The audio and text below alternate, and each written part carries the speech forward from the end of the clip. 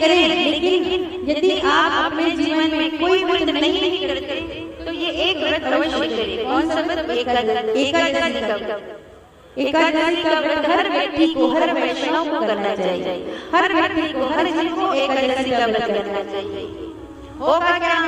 देखिए, जो महीने में केवल 2 बार आता है, एक महीने में केवल 2 बार आती है एकादशी, तो महाराज हमें एकादशी का व्रत करना चाहिए। अब ध्यान से सुनिए, जो व्यक्ति 1 वर्ष एकादशी का व्रत करता है, जो व्यक्ति 1 वर्ष एकादशी का व्रत करता है ना, तो उसका एक जन्म का पाप धुल जाता है, एक जन्म का पाप मिट जाता है। 7 वर्ष तक जो एकादशी का व्रत का नियम देता है कि मैं 7 वर्ष एकादशी करूंगा, 7 वर्षों तक एकादशी करूंगा, तो उसके 7 जन्म का पाप मिट जाता है। जो व्यक्ति 11 वर्ष के लिए एकादशी करता है, तो महाराज उसके तो अनंत अनंत जन्मों के पाप मिट जाते हैं।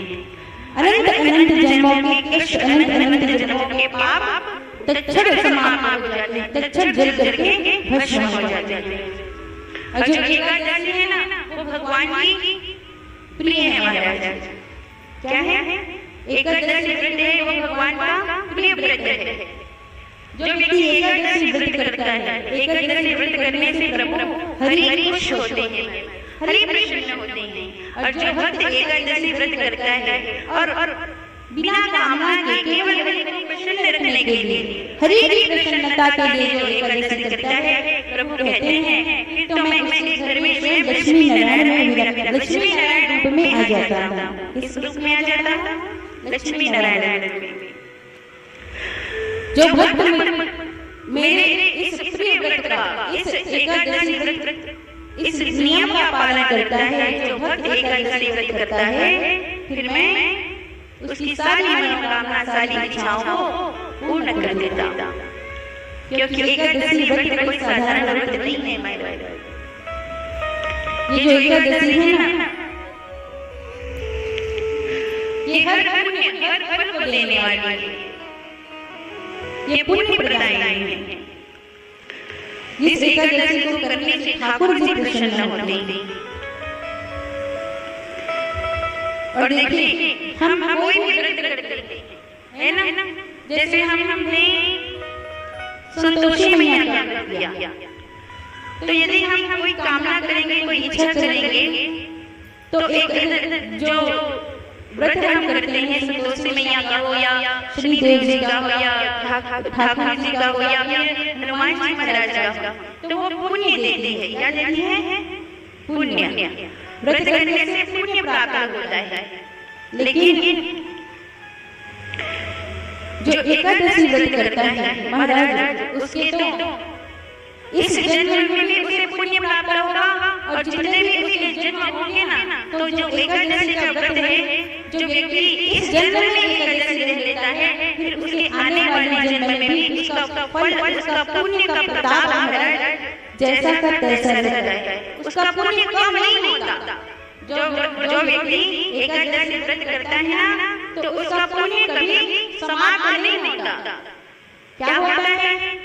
जितना एकादशी करेगा उतना उसका पुण्य बढ़ता जाएगा, उतनी गति से का पुण्य बढ़ता जाएगा, अधिक होता जाएगा।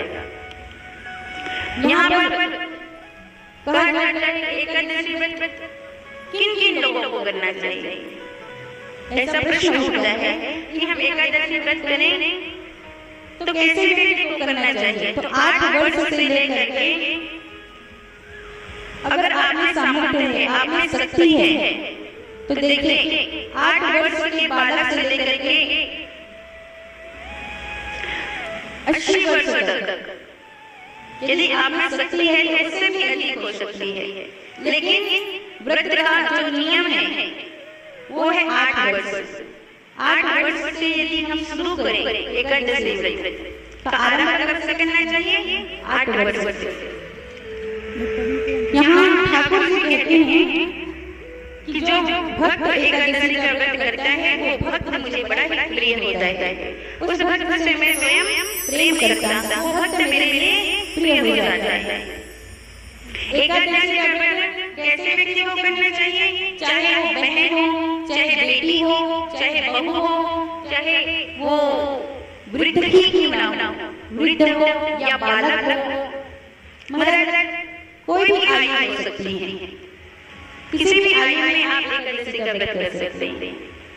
चाहे वो व्यक्ति, चाहे स्त्री विधवा क्यों ना हो, विधवा स्त्री को भी एकादशी का व्रत करना चाहिए। बहुत लोग होते हैं, कहते हैं हम विधवा हैं, तो क्या हम एकादशी का व्रत कर सकते हैं? बिल्कुल। यदि आपके भीतर प्रभु के प्रति निष्ठा है, प्रेम है, तो आप एकादशी का व्रत कर सकते हैं। एकादशी व्रत जिसमें हमें अन्न का त्याग करना है। अब हरि के लिए एक दिन हम प्राणों का त्याग करते हैं। अन्न क्या है? कलयुग में अन्न में प्राण बसते हैं महाराज, अन्न में प्राण बसते हैं। एकादशी के दिन अन्न में प्राण का वास होता है। तो एक दिन के लिए हरि के लिए हम प्राण त्याग दें तो हम मर नहीं जाएंगे, हम मर नहीं जाएंगे। इसलिए एक दिन, कम से कम एक दिन के लिए हमें अन्न का त्याग अवश्य करना चाहिए। और देखिए हमारे वैज्ञानिक भी यही कहते हैं कि महीने में यदि एक दिन भूखा भी रहना पड़े तो इससे हमारा शरीर भी स्वस्थ होता है। हमारा शरीर क्या होता है?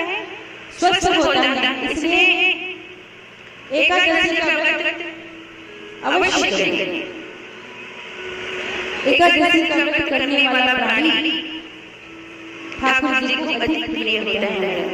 उस दिन अन्न का जैसे द्वादशी आती है तो हमें जितना अन्न हम ग्रहण करते हैं ना, उतना अन्न हमें ब्राह्मणों को दान देना चाहिए। इस दिन द्वादशी के दिन देखिए, एकादशी के दिन अन्न ना तो खाना चाहिए, ना खिलाना चाहिए, और ना ही अन्न का स्पर्श करना चाहिए। अन्न को छूना भी नहीं चाहिए।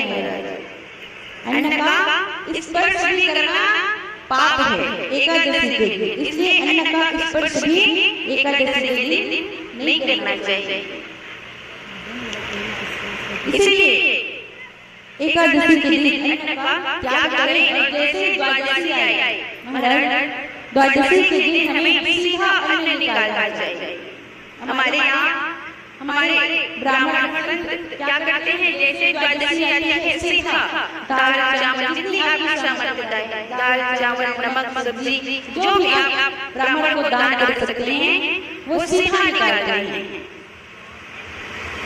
और द्वादशी के दिन अन्न का दान करते हैं। इस प्रकार से पद्म पुराण में तो और विस्तार के साथ एकादशी का वर्णन किया गया है महाराज। एकादशी रहने से हमारे पाप तो नष्ट होते ही हैं, साथ ही साथ क्या होता है? हरि का धाम प्राप्त होता है, प्रभु का धाम प्राप्त होता है। यदि जो व्यक्ति एकादशी का व्रत करता है उसे ठाकुर जी स्वयं अपने परम धाम गोलोक धाम को प्राप्त कराते हैं। प्रेम से श्री राम। इसलिए आप कोई व्रत करें, कोई उपवास करें या ना करें, लेकिन एकादशी का व्रत सबको करना चाहिए। यहाँ कितने लोग हैं जो एकादशी करते हैं? हाथ उठा के बताइए, कितने लोग हैं? जरा लंबे लंबे हाथ उठाइए महाराज। हाँ, मैयाओं की संख्या अधिक लग रही है। देखिए, यदि नहीं भी करते तो आज भगवान जी के सामने संकल्प ले लीजिए कि हम एकादशी का व्रत करेंगे। देखिए महाराज, कोई साधारण व्रत नहीं है। इस व्रत यदि आप कोई व्रत करें या ना करें, लेकिन यदि एकादशी का व्रत आपने कर लिया ना तो ये गारंटी है कि ठाकुर जी आपको अपना नाम जरूर देंगे। ठाकुर जी अपने शरण चरणों में आपको जरूर अपना स्थान देंगे। इसलिए कोई व्रत करो या ना करो, लेकिन एकादशी का व्रत तो हर वैष्णव भक्तों को, हर विष्णु के भक्तों को एकादशी का व्रत करना चाहिए। एकादशी का व्रत हर भक्त करता है। जैसे महाराज ध्रुव जी भी एकादशी का व्रत करते थे। प्रहलाद जी, ध्रुव जी, विभीषण जी और राजा अम्बरीश, इनका नाम तो आपने सुना ही होगा। ये भी एकादशी का व्रत करते थे। ये सारे जो थे क्या थे? राजा थे। ये भी गृहस्थ आश्रम में रहते थे, लेकिन गृहस्थ आश्रम में रहते हुए भी प्रभु का स्मरण उनके हृदय में सदैव बना रहता था। सदैव प्रभु का स्मरण उनके चित्त में, उनके हृदय में रहता था। और ये सभी एकादशी का व्रत करते थे। इस प्रकार से आगे यहाँ नंद बाबा भी एकादशी का व्रत करते हैं महाराज।